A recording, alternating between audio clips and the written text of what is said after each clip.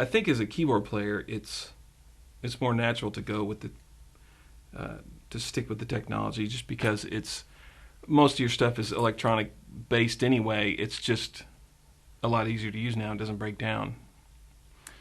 And the problem, one thing that has been a problem is I used to have a ton of old vintage synths that sounded great when they were working, but they were always broken. And to try to find somebody that knows how to work on that stuff is really hard, because nowadays repair guys just pull a circuit board out and stick a new one in, and they fix something. But you can't do that on these old things. You got to understand how they work inside, I guess. I don't, So I just sold them all because I was tired of dealing with it. And they make plugins for most of them, and they're just a lot easier to use. But I think for like engineers and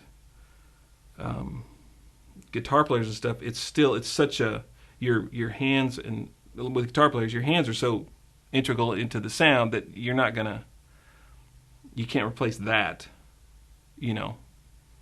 And engineers, I don't know that there's plugins I guess that sound as good as some of the gear, but it's still, the engineer has spent his time learning how to use the gear, whereas I don't know anything about that, so I've tended to avoid even going there, because I thought these guys, if that's all they've ever done, so they're going to obviously do a better job than me with my little plug-in on my computer, whereas I understand how keyboards work and stuff, so I can take that and incorporate that into what I do, and make it sound the way I think it should sound.